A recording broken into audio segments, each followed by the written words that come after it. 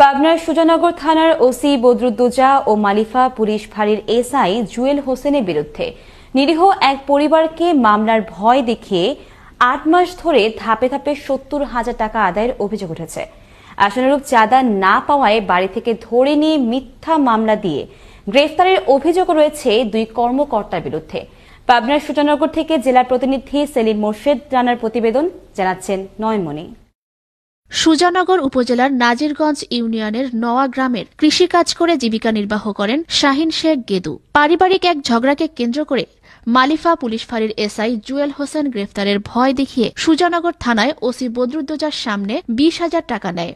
কৃষক পরিবারটি নিয়মিত ধর্মীয় অনুশাসন পালন করায় এসআই জুয়েল জেএমবি বলে গ্রেফতারের ভয় দেখিয়ে প্রতি মাসে টাকা নিতেন। কিন্তু দরিদ্র কৃষক শাহিন শেখ গেদু ডিসেম্বর মাসে টাকা দিতে না পারায় তার নাবালক ২ সন্তান এনামুল ও ইমরানকে বাড়ি থেকে আটক করে মোট ৬ জনের বিরুদ্ধে মিথ্যা মামলা দায়ের করেন সুজানগর থানার ওসি বদরুদ্দোজা। এ ঘটনায় পরিবারটি আতঙ্কে জীবনযাপন করছে। ওসির সামনে ২০,০০০ টাকা দিয়েছি। এখন ২০,০০০ টাকা নেওয়ার পরেও সে আমার মাসে মাসেও আবার তার লাগে ১৫,০০০ ১০,০০০ করে টাকা এ পর্যন্ত আমি ৭০,০০০ টাকা দিছি। আমি শুয়ে আছি, আমি জলসায় গেছি, আমার ছেলেরা 2টা শুয়ে আছে। শুয়ে থাকার পরে আমার ছেলে ঘুমের থেকে ডাকি উঠিয়ে নিয়ে মিথ্যা মামলা দিয়ে আমার ছেলে চালান করছে। আমি হাফেজ হয়েছি এবং আমরা 5 ওয়াক্ত নামাজ কালাম পড়ি আমাদের পরিবারে। এই জন্য অনেক রকমের ভয় দেখায় যে অনেক একটা কেসের মধ্যে ফেলা দেবো। এসআই জুয়েল এই 1 মাস টাকা দেওয়া হয়নি, তারপরে কেস এন্ট্রি করে দিয়েছে। বিষয়টি জানেন এলাকাবাসী। তারা জানালেন, 2টি ছেলে ধরে নিয়ে গেছে, খুব শান্ত, লেহাপড়ি করে, এরা কোনো মারামারি জঙ্গ করে নাই।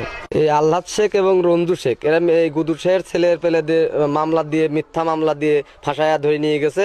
আর এদের পেশাটাই এইরকম। যার বিরুদ্ধে এত অভিযোগ তিনি অকপটে অস্বীকার করে দুষলেন আসামিদের।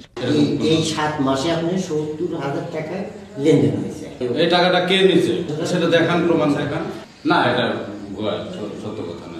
যাদের কাছে নিরাপত্তার জন্য যাবে ভুক্তভোগীরা, আজ তাদের কাছে জিম্মি তারা। তাই প্রশাসনের কাছে এর সুষ্ঠু বিচার চেয়েছেন ভুক্তভোগী পরিবারটি। নয়নমণি, আনন্দ টিভি, ন্যাশনাল ডেস্ক।